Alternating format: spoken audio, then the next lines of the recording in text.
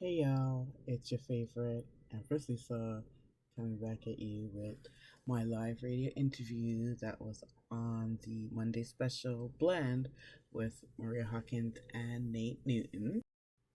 And we just go over a bit of my story.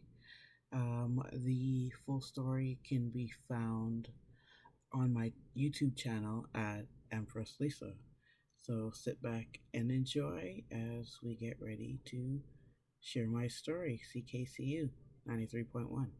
Folks, sometimes we talk about voices of strength on this show because sometimes we need to talk about resilience, faith, and transformation. And our next guest has faced unimaginable troubles.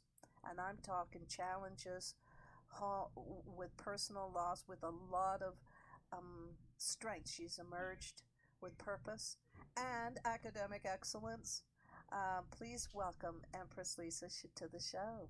Oh, Maria, Nate, thank you so much for having me. I'm honored to be on the show. Well, I think what folks are going to want to know is what was this health crisis? What happened? What's So, I mean, before everything happened, I was thriving. I was working, stable, and building a life I was proud of. Things started to shift after I met my now ex partner, and I mean, it started small, um, but my health took a hit first, and that became my turning point. so at the moment did you realize, okay, this is getting to be really serious? What was the thing that changed your daily life? Um, it started, uh, it started feeling unusual. There was numbness and weakness, and eventually I was hospitalized for a severe vitamin deficiency that led to neuropathy. Even today, it's still a mystery to the doctors. That experience was terrifying. I went from being basically um, able to do everything on my own to having to needing help with basic tasks Oh, overnight. that's got to change everything about you Everything, mentally and everything. yeah, the daily battle. Oh, the daily battle. It's hard. I mean, I've learned to focus on what I can control. So like my mindset, my education, my goals, um, and I rely heavily on my faith. Heavily You keeps could, me grounded. that kind of grounding really does help. So, what was it about that past relationship that played a shift in the stability and the hardship?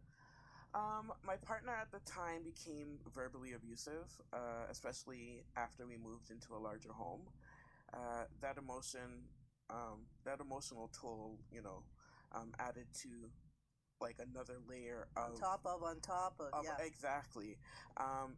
It broke down my confidence. It also sparked that decision to leave for myself and for my son.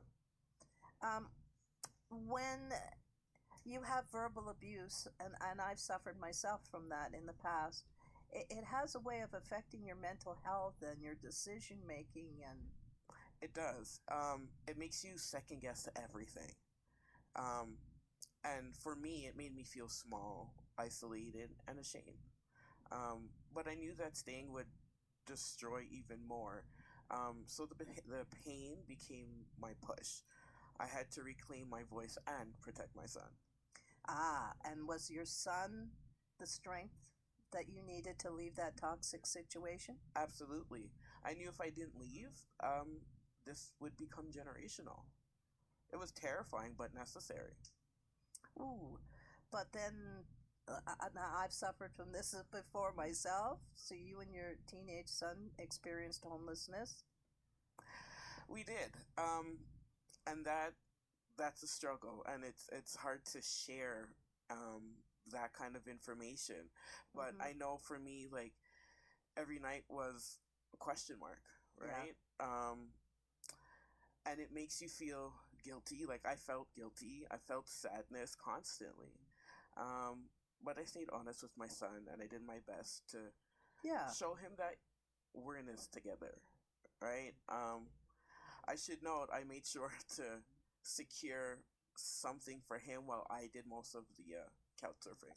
That's what I did. That's a mama thing. It is Yeah.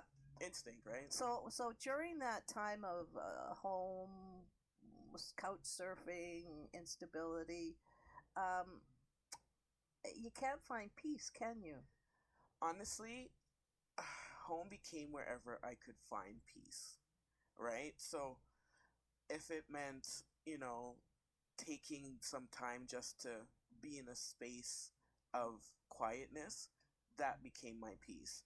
Um, it was hard, but even important, but even temporary comfort, sorry, was something I truly cherished.